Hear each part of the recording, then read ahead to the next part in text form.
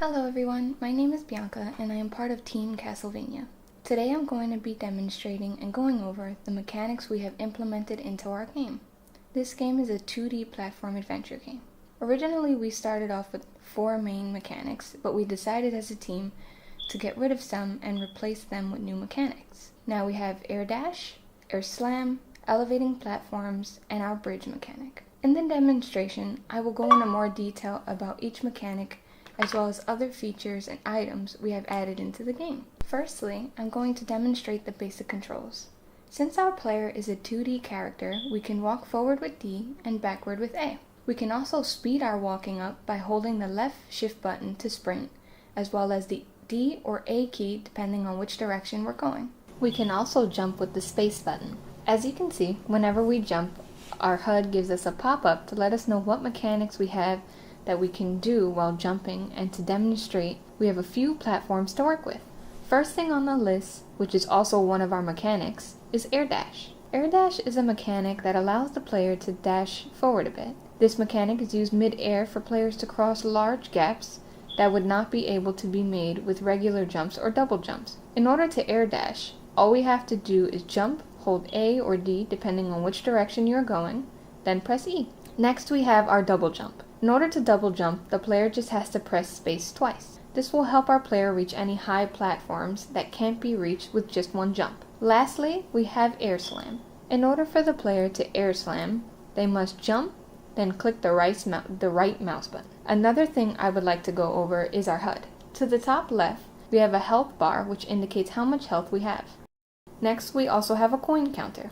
Since we haven't encountered any coins yet, we currently have 0 points. Next, on the right hand side, you can see a message saying press C to reach controls. We're going to press C now, and voila! Our control panel has appeared. Just in case the player forgets any controls, they can always refer back to their control panel, and if they hit the C key again, it will exit them out of the control panel. A couple of other controls I'd like to go over are the escape key and the R key. The R key allows us to restart the game just in case the player gets stuck or would like to restart from the beginning.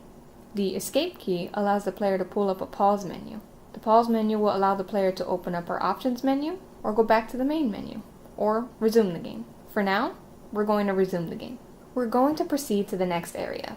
As you can see, once we passed a little white pole, we were notified that we reached a checkpoint.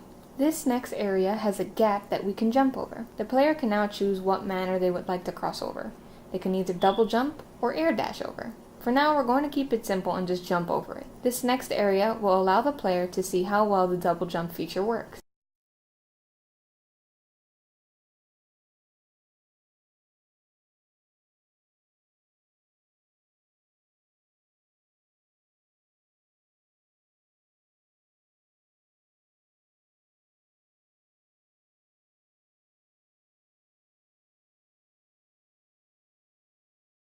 As you can see in the demonstration, the player can reach a pretty big range when jumping up or even across to another platform. Now that we have demonstrated the double jump, we're going to proceed on to the next area.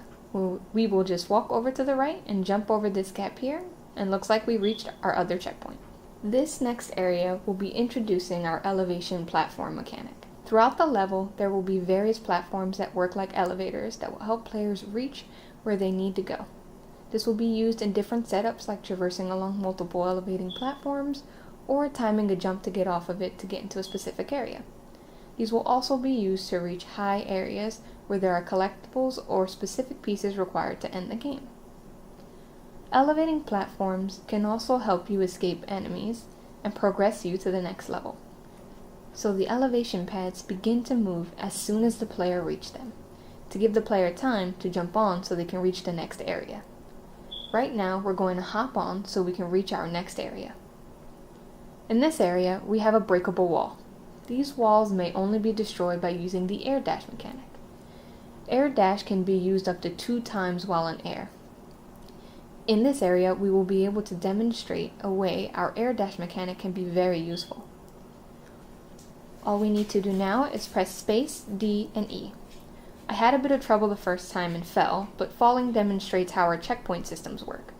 As soon as we fell in the gap, the player was immediately spawned back to the checkpoint we reached before trying the air dash across.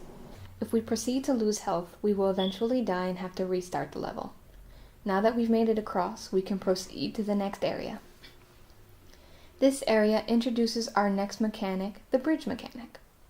The bridge mechanic is used for additional navigation setups.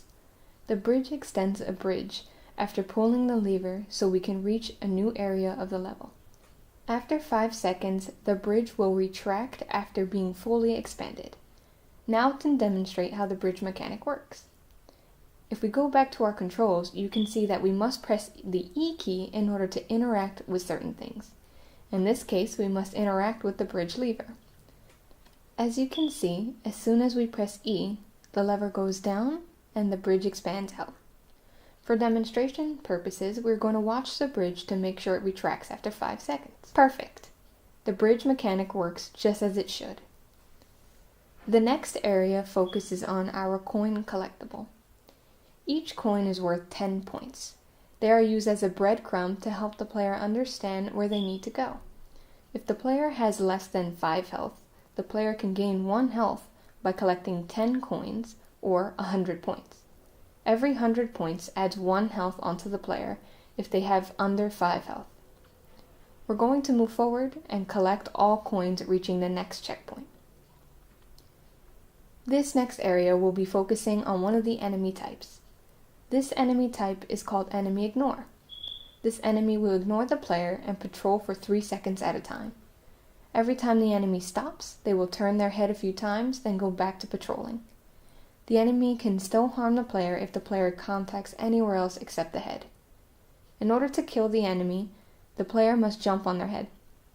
In order to spawn the enemy, we have to enter the white beam in front of us. As you can see, as soon as we entered into the white beam, the enemy was spawned. The enemy does exactly as supposed to. We're just going to jump onto the enemy's head and kill him off so we can move forward to the next area.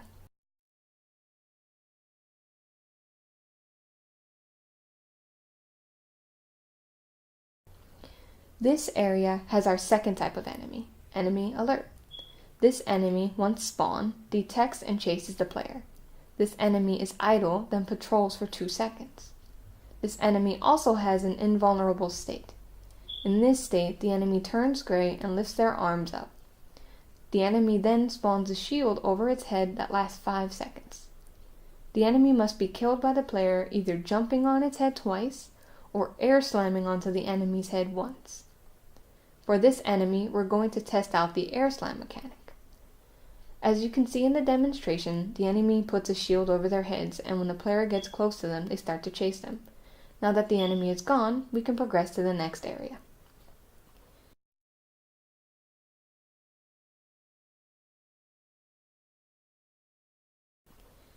This next area will demonstrate our life collectible and our water hazard.